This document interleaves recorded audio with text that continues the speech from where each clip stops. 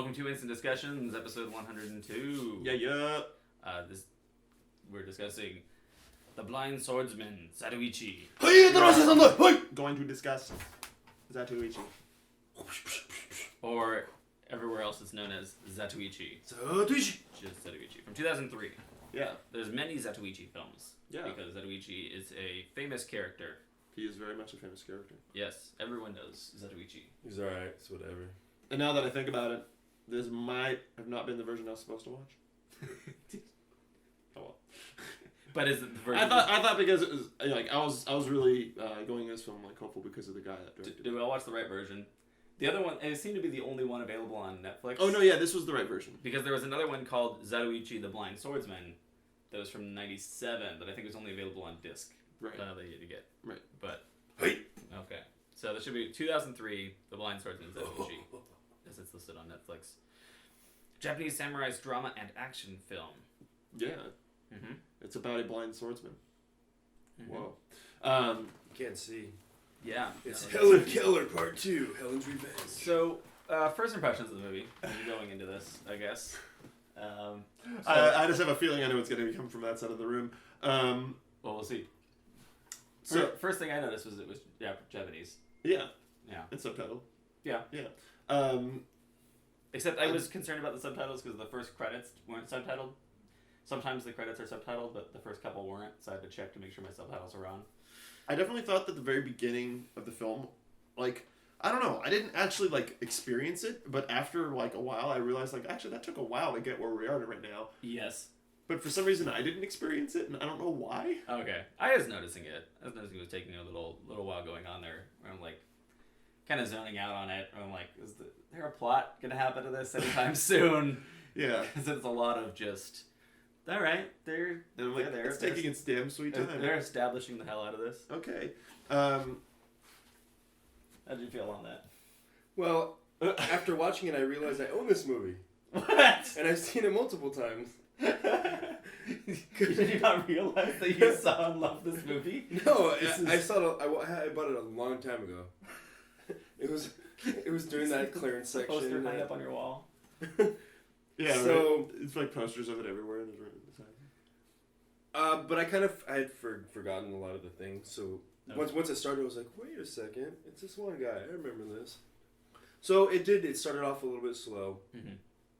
Not as slow as I think that you guys are saying, but It's picked not up super slow. I mean, he said No. he didn't notice it. Yeah. I was just saying, It like, did a really good job of somehow like masking it because I really didn't notice it. But then like after a while, I realized there hasn't been a lot of story like development here. because there was still somewhat interesting stuff going on. Like you start off seeing the blind swordsman there, and you get to experience some of his capabilities. I think that's really the appeal is just finding out. You know, he's like a blind swordsman. It's like, what can he do? Yeah. Like, holy shit. yeah. You see some good overlay video composited action violence in there. Yeah. Didn't. There was a note, by the way, by the director of he didn't want the blood to be very real. Okay. That was very much on purpose. Well, yeah. And I guess the art direction he gave the CG guy was he wanted it to look like flowers blossoming across the screen. And the blood definitely was artistic. It was a lot like in Django or something like that. Yeah. Seeing the blood in that way, but it's still the overlay body part stuff was funny. Yeah, that was pretty funny. It actually reminded me a lot of. I remember the fingers getting cut off. That was pretty cool. It reminded me a lot of The Walking Dead in certain scenes when the gore and stuff they do practical. Yeah. But whenever they have to stab someone, the blades are always CG. They're fake. Everything else is practical. These ones are when they do really that. fake. So that's the kind of thing I was noticing in this. And it's this thing when you stab someone and the sword goes through and your body's moving and everything's moving, the sword doesn't necessarily move with the body the way it should. Yeah. And that's the only thing. It just kind of bugs me a bit. But it's fine. It's fake. It's a play. It's not a documentary. So that's fine because of that. It's just a thing that sticks out to me as I was watching I it. thought you said this was based on a true person. Oh, sure it is. Okay. I don't look for that kind of stuff, but No, it's just something. yeah. John's a dick. I did notice it. I think a few times where I was like, oh, that sword's totally fake. Oh well. Yeah. But fun. I was gonna bring my samurai sword as we watched this, but then I had this crazy dream that like Tony took up the sword and then killed himself with it, and then we had it on camera, and then we had to make the decision of what to do next because we've got like, the film rolling, and like the big question was like we call 911, we get everything set up, but do we release the video? Was my question after that point, and I wasn't sure if we should release the video because it shows someone dying on it. But like with Tony, Tony obviously did that on the camera. No, that's Sudoku? you always Sudoku. you always do that. Something, at least from what I understand of film, is like when an accident happens and someone actually you use that footage. You should use it because his wishes, he did it on camera. He knew he was on camera when he did it, of course, so he's gonna want it released. His family might not. So that's the question on that. So that's the only reason I didn't bring my sword here. That and also I forgot it in the other room. Anyway. It's actually Bill's sword from Kill Bill. Oh, that's pretty sweet. It's pretty sweet. So, favorite. So those are first. Yeah, I think you hadn't seen the movie before. I hadn't seen it, but you loved it and saw it all the time. It was your favorite movie. It's my growing favorite up as a movie. kid. Every You single watched it. night I watched it and beat off. Was anybody really fooled by the sister that was a dude? no. I immediately knew actually. Yeah, I was like, how is this guy? But interesting though, I was wasn't thinking about it. when I saw it and I saw him and I went, okay, that's a guy. But then I was just like, but they made him look like such a woman. They're trying to make him look like such a woman. So I thought maybe he was just cast that way, and he was actually being portrayed like no, this character is actually a woman in this, and it's not trying to be like a transvestite.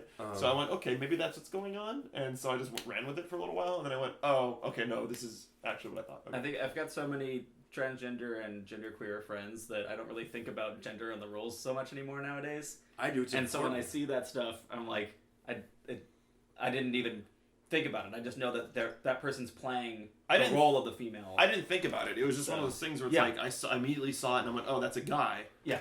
It wasn't even like it's just one of those things where it's like, I started thinking of it after that scene, after that part. I thought it was disgusting. Like, yeah, totally.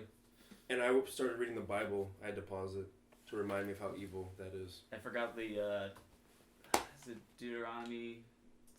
I forget the line about men should never dress in women's clothing. Women should never dress in men's. Yeah, it's in the Bible. Anyway, shall not dress in women's clothing. Look it up. Yeah, it's in there. It's totally in there.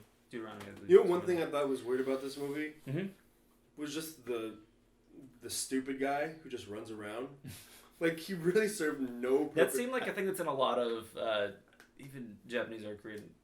But I thought maybe at the end he would help out somehow, some stupid way, you know? Maybe because because there are multiple Zatoichi films, maybe there's some other point where he comes in useful and I just want to put him in there. But yeah, he didn't really serve any good purpose. At all. Even the musical people, with the hose in the beginning, they're always on beat. Oh yeah, that was kind of doing odd. That stuff. It was odd. And at the end when they're building the house. I didn't think that was that odd. I think the point of it was that to like make you think more of how blind. I don't know. It's interesting. Yeah, hearing the sounds of everything and instead of and that pulled me into that aspect of it, and I went, oh, okay. So I understood it from that point where I was just like, because I wasn't thinking about it until then. Yeah.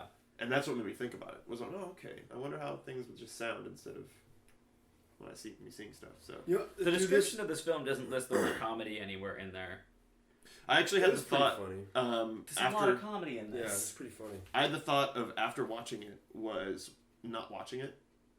Yeah, just listening to the whole film. Mm-hmm. That'd be stupid. That would be great, especially if you spoke Japanese. Not speaking Japanese is a lot more difficult. It does kind of ruin the experience. It's kind of the only part. There's no dubbing on this one, but I think that would be interesting. It would be cool if there was somehow like good dubbing that was done where you could just listen to it. But I'm sure the film probably plays well. I would hope it plays well silently, or not silently, but yeah, without vision. I thought it was. I don't know why I thought it was cool that they always refer to him as like the masseuse or masseur or whatever. Yes. And they never really like talk about him being a blind man or a swordsman. Like he's blind, but it's a couple always... people do reference it here and there. No, yeah, but the main thing in going through town, it's kind of like El Mariachi. Like even after he's been like with people, they go, "Oh my God, he can fight really well." They still call him the masseur. You know what I mean? Yeah. But it's that kind of the name that they go by too, and I equate it to El Mariachi from that series of film Desperado and all of those. He's El Mariachi. He's the musician, even though he walks around with a guitar case and shoots people and stuff. He's an assassin, but he's known as the musician. It's just what they labeled him. Yeah. So he's the masseuse. Another thing is, I wish they had made the scene a little better when he's like first giving her a back rub and it's supposed to be like they're having sex, but you can obviously see him giving her a massage. Was it supposed to be them having sex? I think. No, I think that's what it's supposed to be. She's like, because if you like what they were saying, like, oh yeah, that's so good. Well, oh yeah. Oh fuck yeah. See, but in Japanese, that's really sexy. You guys don't understand sexy Japanese tongue. Okay. That's why he's like. Didn't pick up on that. No. Quite the way that you did. You were much more observant.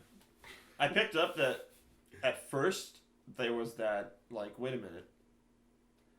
Because it was juxtaposed. It was juxtaposed like right before she said, "Don't get any ideas," and then the next scene was the massage.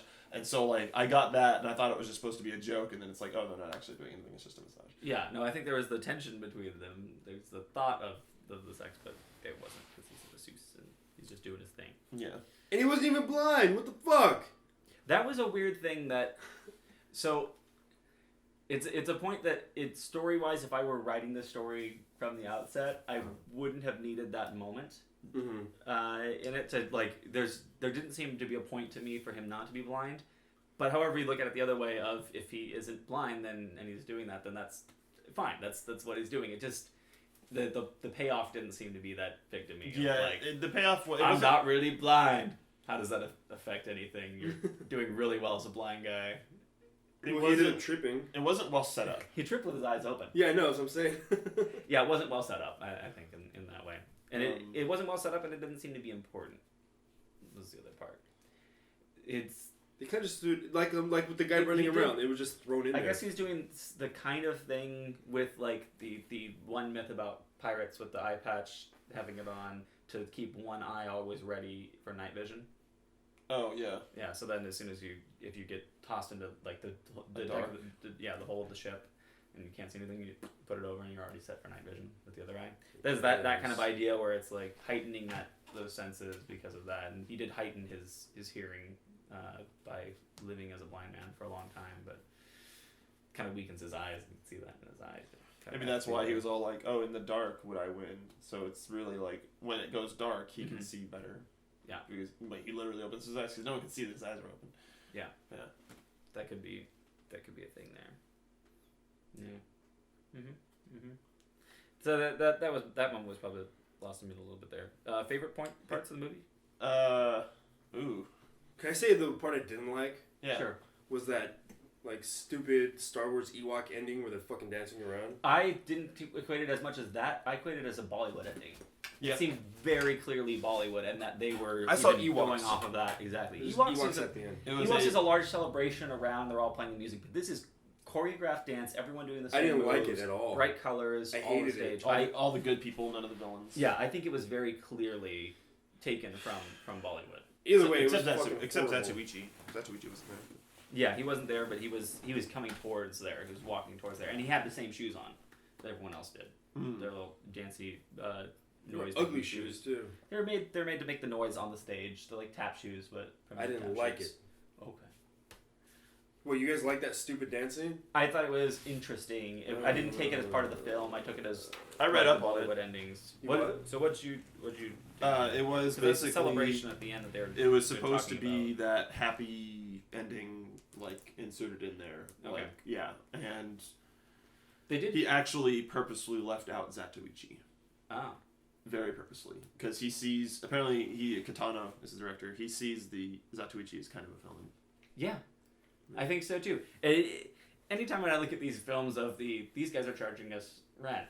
Okay, I'm gonna slaughter and murder every single one of them. Yeah, definitely. I think definitely the point where I went like, this guy's fucking awful was in the gambling house. Yeah, the dice thing, and he just fucking slaughters everybody. Yes. Yeah. And I was like, what the fuck are you slaughtering these people for? You didn't even like confront them about it. He's yet. one of those where he's got his morals and he's defending these people in a certain way. That like the gambler people were taking advantage of the one man who was terrible at gambling and addicted to it. Yeah. So by them taking advantage of it, okay, I'm going to kill you.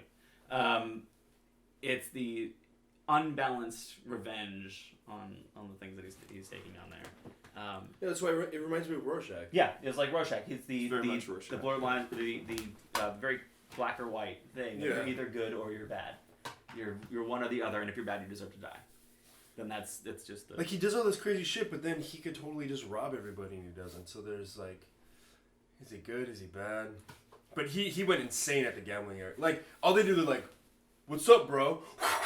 Like, yeah, there's zero it was talking. it was like seriously the one moment where I felt it was like, bless you. There's the one moment in the film where I really felt like I got pulled out for a second. I was just like, Jesus Christ, dude, calm the fuck down. Every other moment felt a little bit more justified. Yeah, and he doesn't really give the ones that are they're kind of large, big ending scene. They don't have a slow death in any of those. He just kind of destroys them, except for the last one. Yeah, he just makes blind. Okay. I definitely didn't see actually until the moment, not that moment, but until a little bit before the moment where the guy's revealed at the end. Yeah. To be the head, and I went, oh shit. Yeah, I forgot about that, and I was like, oh god. Like that guy's the head, because it always had him in the dark. Whenever he's so I was just like, oh shit, that guy's the fucking leader. That's fucking badass. And, yeah, that's badass and genius. Like, yeah, I just remembered all those assholes sitting at the bar. Don't make Gramps do it, you dickhead. Oh, hey. Yeah, right. Like, but it's super smart. He's so in cover. Yeah, incognitus. But yeah, you only really get that hint when he goes to help when the geishas come back, and they're like, oh, we want to meet up with that guy again.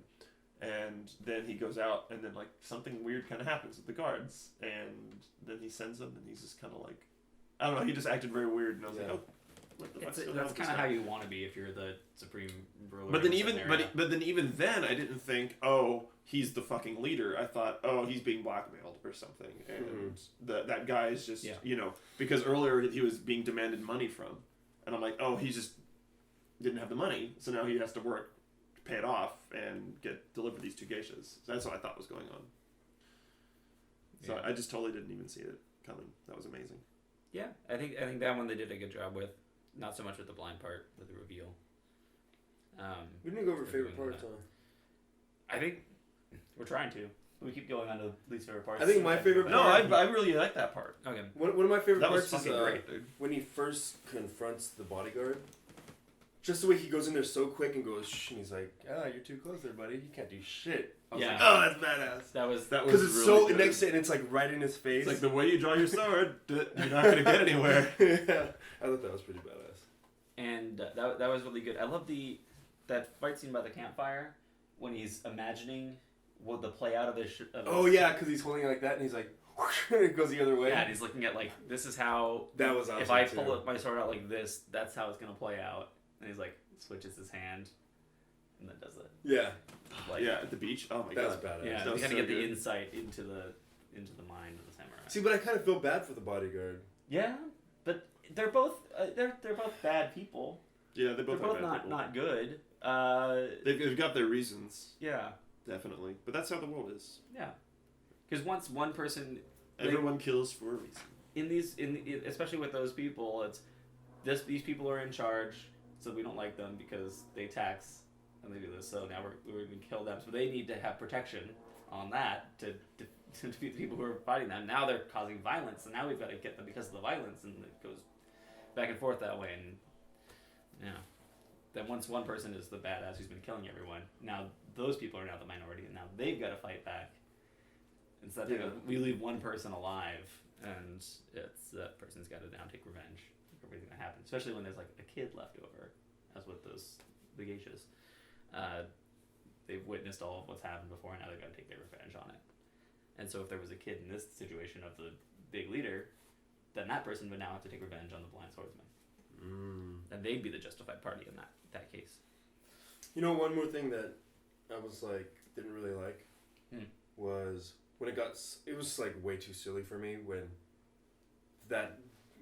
Degenerate gambler was teaching how to fight. Mm-hmm. I did not like that. Hitting the Three Stooges.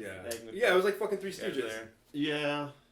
I was like, that might have been a bit misplaced. It was pretty silly, but there was a lot of silliness throughout here and there, and that was probably the silliest of all. Did not like that. Which is why I think it's odd that they don't list comedy in any other things, because usually if there's a hint of comedy in a film, they will do it. Yeah, they'll list comedy in that. The main plot of the movie is action and drama. I think it was the director's choice just to not, because there was just so much blood and so much violence. It's just to like you gotta make that alleviate that, and just make light of the situation somehow. And he was trying to do it, and I think that was the point of the guy with the spear running. I think that was the point. It's like Tarantino stuff where you need to. Yeah, he just needed. He just wanted something in there that wasn't gonna make this such a serious film. But Tarantino stuff is fucking genius. It's a different Like this is just silly, just people getting hit in the face and shit. But Tarantino takes his inspiration from stuff like this. Like this is where all that stuff comes from. This is where like Star Wars gets its stuff from too, and like the later stuff. But just the samurai movies is what they're all based off of. Yep. And I think it's just they've got a different style to their filmmaking, and they've got also different budgets to them. They don't have the Hollywood system that we've got built up here, but they've got some great ideas that they put in there. So it's fun to watch. I had a good time watching this film. Yeah. You know, I was thinking, I feel bad for the sister of the geishas, the woman. Yeah. Like everybody wants to fuck her brother. Like she's probably like, what am I, chopped liver? Well, the brother's very done up. She doesn't have makeup. She doesn't have makeup on. She's not done up. I know, but the whole time around, like guys are like, "Oh, who's this hot dude?" Yeah. But I was noticing how heavy her makeup, or how heavy the brother's makeup was. I may felt ugly. And then I noticed that they did a close-up shot and then a close-up shot of her, like obviously no makeup on her, and she's also got this like stern look on her face. I think that was actually part of their plan. Was that because it would always put him up close, and if something needed to happen, he'd be more better, maybe able to defend himself or something. No, I know. I'm just saying, if I was the girl, and plus she was the one that played the guitar, I would feel kind of ugly though that nobody's hitting on me. She's the musician, he's the dancer. Yeah, she's somewhat a musician, and she's a lot like a mariachi in that way. She's kind of a shitty musician. Yeah, it's not a great instrument. You can't do a lot with it. You can't do Jimi Hendrix moves. Yeah, I always want one of those, but it's still not like a very fancy instrument there. Bink, bink, bink. Yeah, man, I'm not feeling the hate as much from that side of the room. I'm surprised on this film. Well, he owns it on DVD. Yeah. Of course he's not going to hate it. So I should get him There Will Be Blood for Christmas. Such a piece of shit. You'll learn to like it over time. I'll shit on that movie. Star ratings for this one? I can't find like I pulled up Rotten Tomatoes specifically because I didn't have it listed here. Oh, wow. 86% from critics. That's from... That is actually higher than I thought it would be. And 89% from audience. So. But I wonder if that's a bunch of Japanese people being like, "Fuck yeah, Zatoichi!" Well, how many? Let's see. 123 critics and 39,000 users. See, look at. Oh no, never mind. No, they liked it. I'm just wondering if it's a bunch of like Japanese names who. That was he so. Those all look like white people to me. Except for that person. There's a bunch of white people trying to act cool. Yeah. You know, white people, fucking all hipsters and shit. Rotten Tomatoes at IMDb 7.6 out of 10. So positive. It's not super. Oh, this is hard because I kind of want to give it. What do you want to give it? I'm not sure if it's in between 3.5 and 4 for me. Or between 3 and 4. I want to do a 3.5. Yeah, but you don't know which way to go. Yeah. I wish I could do 3.5. I would easily give this a 3.5. I think if we could do 3.5s, we might be across the board on 3.5s then. Yeah. But then where do we fall? I know. Where do we fall? The main thing is the second half of the movie I liked a lot more than the first half of the movie. I was kind of just, I could do completely without the first half of the movie. And still, like, the second half, it's got some great stuff in there, but it still didn't grab me as much as I wanted it to. So I have to give it a 3 on all of that. That's where I landed. I landed on a 3. Yeah. It's got good stuff in there. Yeah. But it's not complete as a film as something that I'm actually really happy that I'm really happy that I watched this and rated it now because it thought I was going to give it like a 4.5 or something. Mine was like 4.8. And particularly because of my most recent losing of ratings on all my films. This is definitely going to help. It's going to help just. I actually, after I rated it, I looked at the other foreign films. It was weird because and now it's like they're all like. The average rating on this on Netflix, I think, was 3.6 or 3.7, but it recommended to me at 4.8. So it knew I would. It was guessing that I would like it more than the average. But then we ended up liking it at average. Yeah, average, a little less even. Yeah, I'd have to fall on 3. 3. 3. All right. So it's a. But we all enjoyed it. We all enjoyed it. It's an enjoyable film. It's all a thumbs up on Rotten Tomatoes, a 3, right? No, 3.5, which is where we would have landed. We would have landed. Yeah. So it would have been a thumbs up on Rotten Tomatoes. We all. I think the main thing is. Yeah. Well, I'm giving a, cautionary thumbs up because it's not going. Well, you know what you're getting yourself into. I think when you see it's a foreign film. Not everybody Possibly, would but the like thing it. is, there are foreign films like Ip Man, like a lot of the Korean films that we've watched. There's some amazing ones out there that work completely. Yeah, His name's Beat. It's fucking Japanese. Yeah.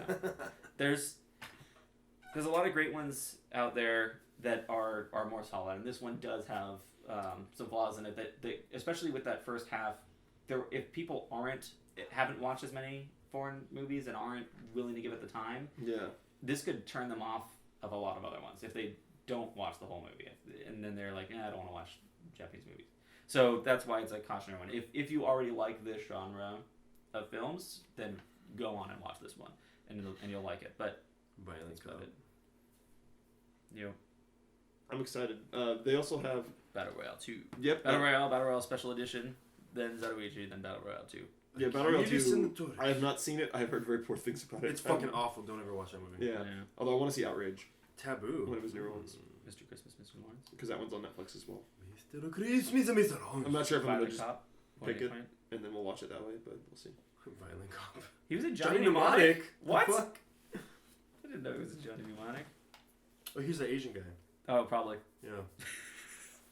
That was a weird movie too. There weren't any Asians. Oh wait, no, there was that one Asian. Oh, he's that Asian. Well, that's the thing is when you get these like I haven't seen Johnny Mnemonic. You get these great Japanese actors who are like the stars of their films in Japan. You bring them over, and then you're like, yeah, you're playing Asian guy number 4 or whatever. So what's interesting is that like when I was watching this, like I was like looking at a couple of the actors in it, like in like doing other roles, and I'm like, oh my god, is that the guy from Last Samurai? Is that guy from Last? But I don't know. Yeah, it's tough to tell. That's racist, son. It takes a lot more of the films to watch because you're not used to their faces the same way. It's the same Oh way. my god. No, it's the same. Can way. I finish, please? Can I finish? It's the same way in American films. Like I'm looking at a lot of these actors. I was watching another movie recently. I'm like, what's that guy from? It's just like the standard white guy looking thing. Yeah, But I've only seen him in one other thing, like a part in a TV show so far. So you're like, that thing's from. He looks familiar. I have to look it up on IMDb. Yeah, I don't. It's not until you see someone in a couple films and then you're like, racism. that's Brad Pitt. Like it takes a while to learn the faces of a person. Everyone knows Brad Pitt. Now everyone knows him now. It was like but the fat guy. Since Thelma and Louise, because he was on his shirt off in a cowboy hat. It was like the fat guy in Tropic Thunder, where Yeah. everyone goes, "Damn, that guy looks familiar," but who the fuck is he? Which guy? Tropic Thunder? Do you see it? The fat guy? Yeah. Are you talking in the about- Office? No, I don't know. Tom Cruise? Yeah. You're talking about him. Okay. Oh, yeah.